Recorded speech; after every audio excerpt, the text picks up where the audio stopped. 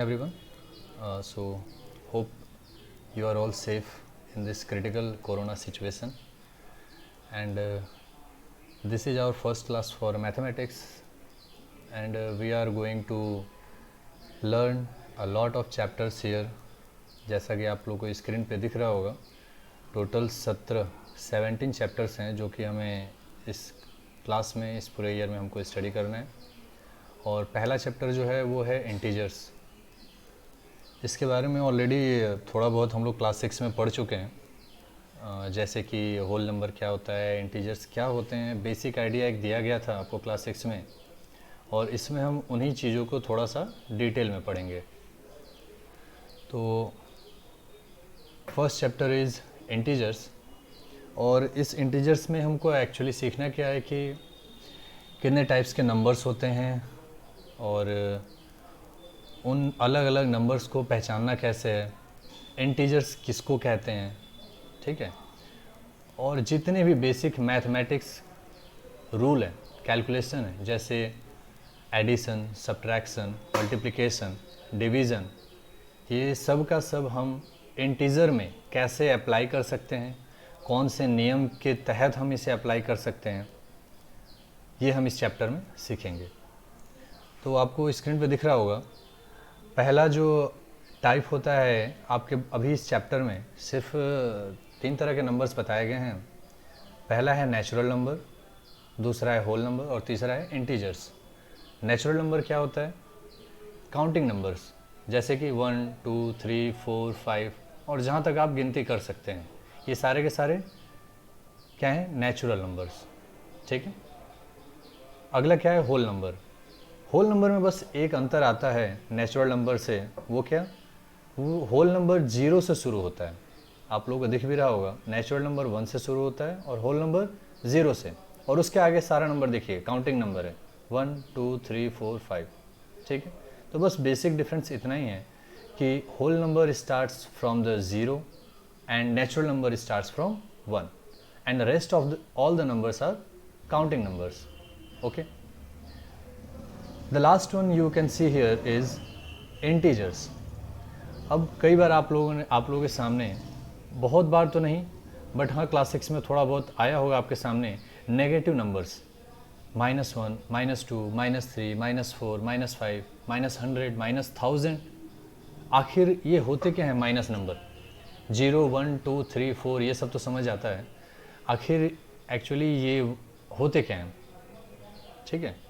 तो इन चैप्टर्स में जैसे कि आपको दिख रहा होगा, जो हम पढ़ने वाले हैं वो नेगेटिव नंबर्स और 0 और काउंटिंग नंबर्स, इन सब को जोड़ के जो एक नंबर बनता है उसे कहते हैं इंटीजर्स, ठीक है। आपको दिख भी रहा होगा। अब अलग अलग इंटीजर्स को 3 पार्ट्स में डिवाइड किया गया है, जैसे पॉजिटिव इंटीजर, नेगेटिव इंटीजर और 0 is an integer which is neither positive nor negative. तो ये आपको ध्यान रखना है कि 0 एक ऐसा नंबर है जो कि ना कि पॉजिटिव है और ना ही नेगेटिव है, ठीक है। तो पॉजिटिव इंटीजर कौन से होते हैं? जिन नंबर्स के सामने आपको 1, 2, 3, 4, 5 नंबर्स के आगे पॉजिटिव साइन हो, ठीक है, उन नंबर्स को हम लोग क्या कहते हैं? Positive integer. नेगेटिव इंटीजर क्या होते हैं? देखिए नेगेटिव इंटीजर क्या होता है? जिन नंबर्स के सामने -1, -2, -3, -4 मतलब माइनस लगा हो उन नंबर्स के आगे, उनको कहते हैं negative integers. Finally what is 0? 0 is an integer which is neither positive nor negative. तो ये आपको ध्यान रखना है कि 0 एक ऐसा नंबर है जो कि ना कि पॉजिटिव नंबर होता है, इंटीजर होता है, ना ही नेगेटिव इंटीजर होता है। तो 0 एक सेपरेट इंटीजर इसको माना जाता है, ठीक है। इसके अलावा अब हम आते हैं रूल्स पे कि क्या क्या नियम लगते हैं इंटीजर्स को जोड़ने में, इंटीजर्स को घटाने में। आप लोग अभी आगे चैप्टर्स में पढ़ेंगे, आगे इसे पेज में, इसी में लेसन में आएगा, आपको दिख रहा होगा सब्ट्रैक्शन का भी दिख रहा होगा, जैसे आपको दिख रहा है यहाँ पर, ठीक है। स्क्रीन पे देखिए सेकेंड पेज में सब्ट्रैक्शन ऑफ इंटीजर, और इसके पिछले पेज में आपने क्या देखा था? एडिशन ऑफ इंटीजर, ठीक है। और ऐसे ही करके आपको मल्टीप्लिकेशन और डिवीज़न भी सिखाए जाएंगे, ठीक है, आगे के चैप्टर्स में, या हो सकता है आगे आगे क्लास में पढ़ाए जाए। बट ये सारे नियम आपको ध्यान रखने हैं कि कौन कौन से नियम के तहत हम इन चीज़ों को सॉल्व कर सकते हैं, ठीक है। तो पहले क्वेश्चन पे आते हैं, addition of integers. Addition of integers क्या होता है कि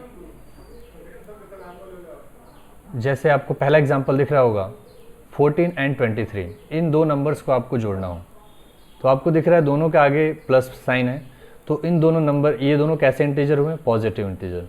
पॉजिटिव इंटीजर को डायरेक्टली हम क्या करते हैं?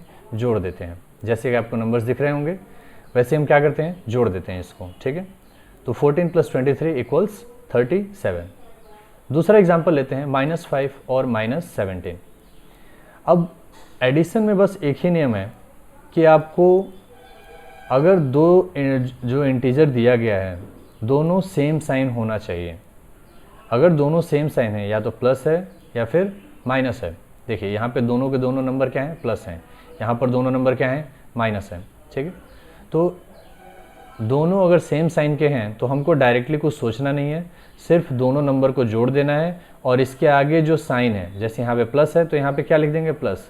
तो जनरली हम प्लस को लगाते नहीं हैं, कुछ नहीं रहता तो हम उसको प्लस मान के ही चलते हैं, इस बात को ध्यान रखिएगा, ठीक है। कुछ नहीं होता है नंबर के आगे तो हम क्या मान के चलते हैं? प्लस, ठीक है। और दूसरा एग्जाम्पल क्या है? -5 और -17। तो दोनों नंबर के आगे जो साइन है वो क्या है? सेम है।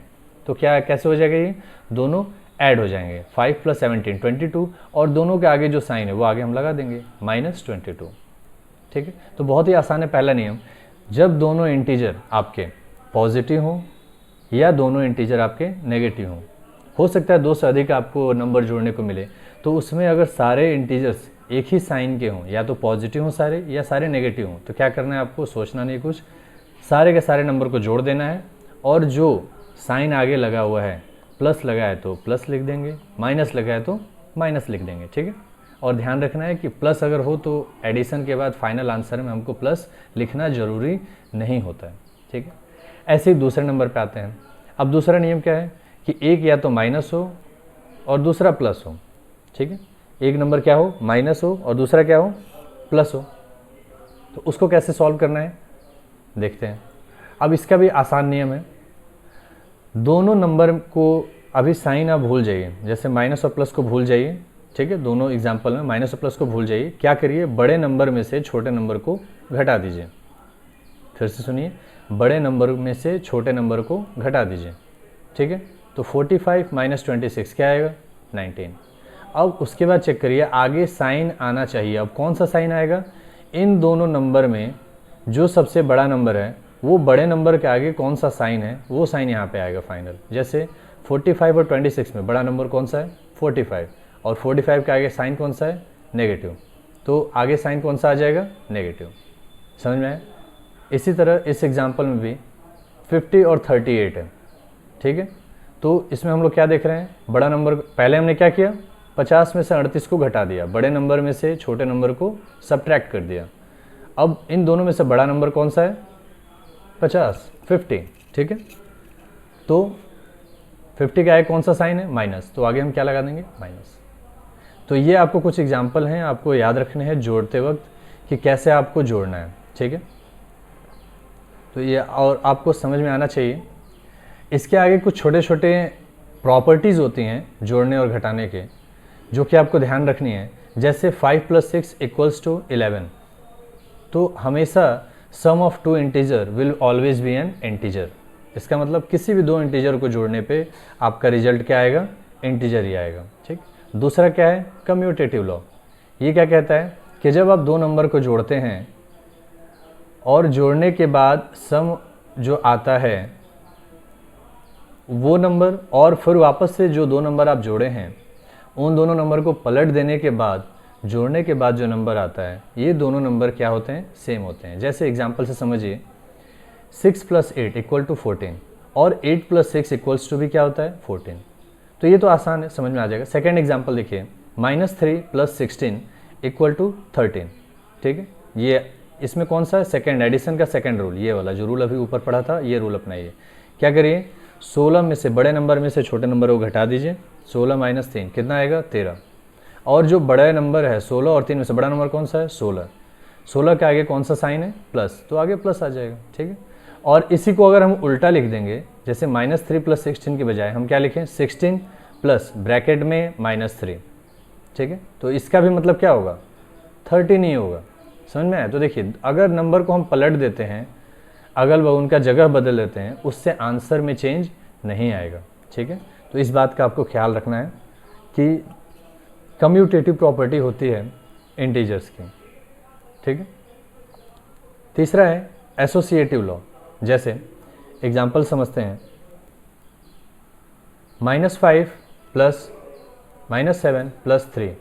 अब क्या करिए, जैसे दो नंबर जो नेगेटिव हैं, इन दोनों नंबर को आप जोड़ दीजिए और आगे माइनस साइन आ जाएगा, तो क्या आएगा -12, 7 + 5 12, और आगे क्या है दोनों क्या आएगा माइनस साइन, तो माइनस लग गया यहाँ पे -12 + 3, ठीक है। तो ये +3 आ जाएगा यहाँ पर। अब उसको सॉल्व करिएगा तो क्या आएगा, हाँ तो इसको सॉल्व करने पे क्या आएगा -9, ठीक।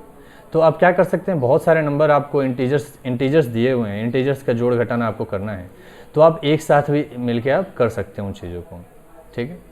लास्ट में क्या है, zero, existence of additive identity. अगर जीरो किसी भी नंबर में ऐड होता है या सब्ट्रैक्ट होता है, वो नंबर वही रहता है, वो नंबर बदलेगा नहीं, ठीक है। इस बात का आपको ध्यान रखना है। तो ये सारे इसके प्रॉपर्टीज़ हो गए। ऐसे ही हमारा क्या आता है सब्ट्रैक्शन, ठीक, वो थोड़ा सा हटके है, क्या है उसको देखते हैं। सब्ट्रैक्शन इंटीजर्स का कैसे करते हैं, तो उसमें देखते हैं, जैसे कि आपके पास दो एग्जाम्पल हैं, नंबर है आपके पास एक +4 और दूसरा है +2, और इन दोनों नंबर्स को आपको घटाना है, तो 4 - 2 कितना आएगा 2, ठीक। दूसरा एग्जाम्पल देखते हैं, एक नंबर है इंटीजर है आपके पास +6, दूसरा इंटीजर है -4, इन दोनों नंबर को आप घटाएंगे तो क्या आना चाहिए, तो देखते हैं घटाने का तरीका। 6 -4, एक है +6 दूसरा है -4, तो +6 -4 = कितना आएगा 10। 10 कैसे आया, देखिए +6 माइनस और एक ब्रैकेट में माइनस है, तो अब क्या करेंगे आप, जो बाहर वाला माइनस है और ब्रैकेट के अंदर एक माइनस है, तो ये ब्रैकेट का मतलब क्या होता है मल्टीप्लिकेशन। तो जब माइनस और माइनस मल्टीप्लाई होते हैं आपस में, तो कौन सा साइन आता है प्लस साइन, तो 6 + 4 क्या हो जाएगा 10, ठीक है। तो ये हो गया सब्ट्रैक्शन। बस यही एक चीज़ ध्यान रखना है आपको कि प्लस और माइनस जब मल्टीप्लाई होता है तो उनका मल्टीप्लिकेशन कौन सा साइन आता है माइनस। एक बार आपको साइन मिल गया तो ये ब्रैकेट हटा दीजिए, ब्रैकेट हटाने के बाद उन दोनों नंबर के बीच में वो साइन लगा दीजिए और उसको सॉल्व कर दीजिए। वो क्या करेगा, आपका फाइनल आंसर आपको दे देगा, ठीक है। इसमें और बहुत सारे एग्जाम्पल हैं, आप लोग आगे इसको सॉल्व करके किताब आपको मिला होगा, उस किताब में देखिए एक्सरसाइज दिया हुआ है। इन एक्सरसाइज को एक बार सॉल्व करने की कोशिश करिए। हम फिर से एक वीडियो बनाएंगे इनके सॉल्यूशन का, ठीक है, और आप लोग आंसर उसमें मिला सकते हैं। आप इसमें देख भी सकते हैं बहुत सारे कुछ क्वेश्चंस हैं जिनके सॉल्यूशंस इसमें दिए हुए हैं, ठीक। तो आपको वो देखने की ज़रूरत नहीं है, आप अपने आप से, आपके पास बुक है, आप बुक में वो एक्सरसाइज 1.1 जो है उसको सॉल्व करिए। और अगली क्लास में हम फिर से मिलेंगे, ठीक, और उसमें हम लोग क्या पढ़ेंगे फ्रैक्शंस। तो ये था आपका पहला चैप्टर। दूसरा चैप्टर क्या आएगा फ्रैक्शन, और अभी एक फ्रैक्शन आएगा, बट अभी ये एक्सरसाइज 1.1 है, इसके आगे और भी पार्ट हैं, एक्सरसाइज 1.2 आएगा, 1.3 आएगा, तो वो हम अगली क्लास में